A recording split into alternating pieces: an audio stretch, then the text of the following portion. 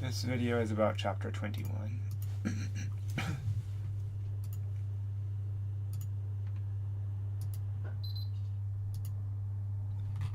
So in problem 1, you open in StatCrunch and then make a scatter plot.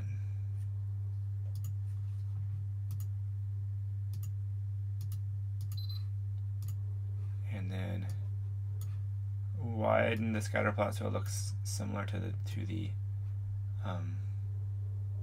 other one, and then do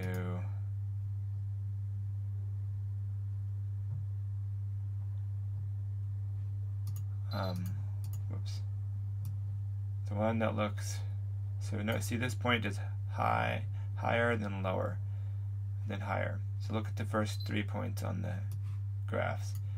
Higher than lower than higher. So it's not A, it's not B, it has to be C. So you can pick C. And then there's a specification limit of 4.5 and 3.5. And there are 6 rules for checking to see if a process is in control. So look at the 2 control limits or specification limits and see if there's any points outside of them. There's not. See if there's any. There's 2. Okay, there's no sigma given in this problem, so we're just going to ignore that. Standard deviation. There's no. The third one, we're also going to ignore that because there's no standard deviation. Now let's look and see if there's 8 points in a row on the same side of the mean. So there's 1 point, 2 point.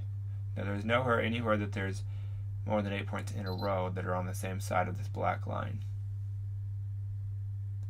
How about 6 points in a row that are increasing? No. How about decreasing? No. How about 14 points in a row that are alternatively increasing and then decreasing? So decrease, increase, nope.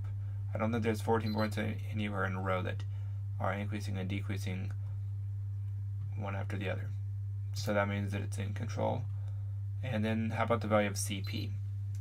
So first of all, you do the upper limit minus the lower limit. So it would be 4.5 minus 3.5, that's 1. Or can I type a number?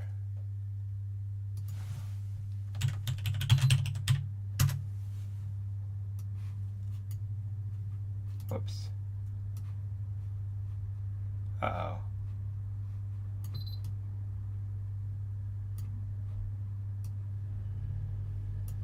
How do I go back? What did I just do?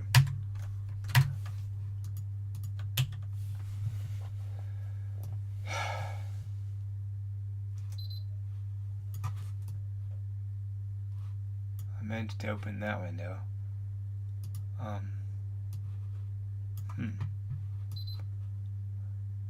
I don't know where my homework problem went. Well, I guess that was a mistake.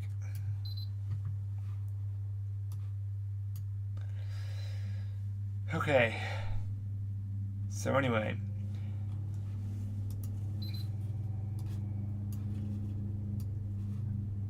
Now, I'm stuck.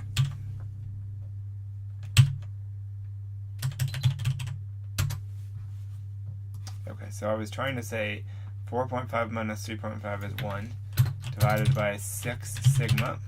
And it says sigma is 0.3, right there, 0.3.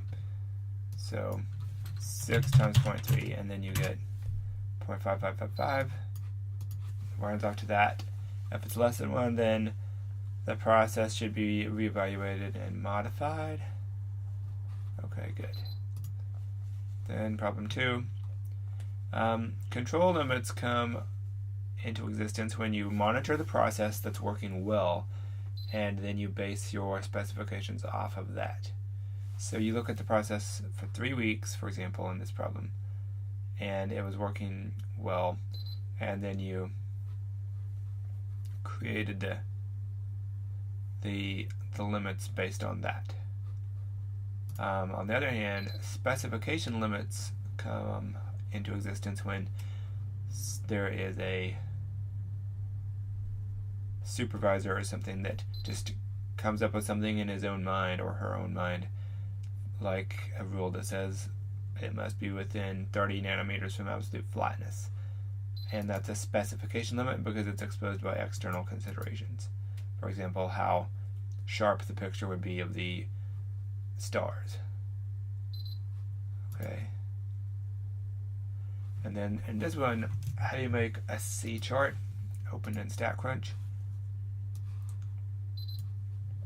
Stats, control charts C. And target, it says, is 5. And then the defectives are in defects, so then click compute. And now this process is actually out of control. But anyway, first of all, look at that line right there at 12, just under 12, and then this line just above 0. This line is at 0, so that's the wrong answer. This line is below 0, so that's the wrong answer. This line is slightly above 0. Well,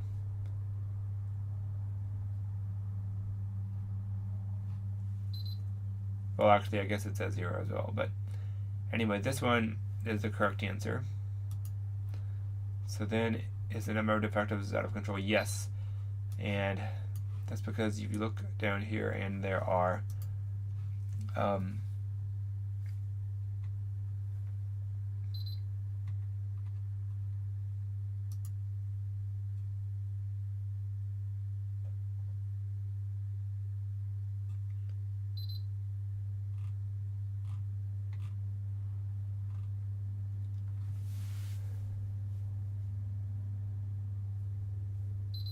well, it doesn't really show how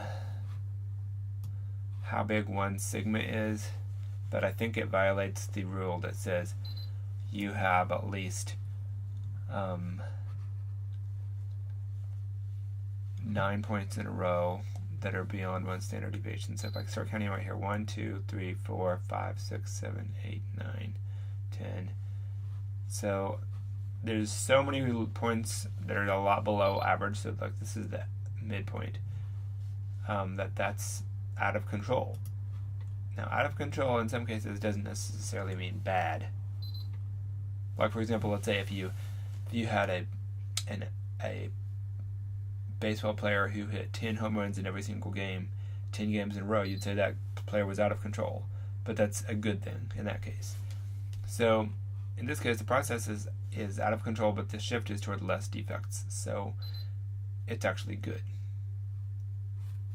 Okay, well, that's it for this chapter. Oh, and by the way, if you were wanting to know the rules for all those things, you can click on question help and find all the rules. They're all written down. So for your problem, the rules might be different. I mean, it might violate a different rule.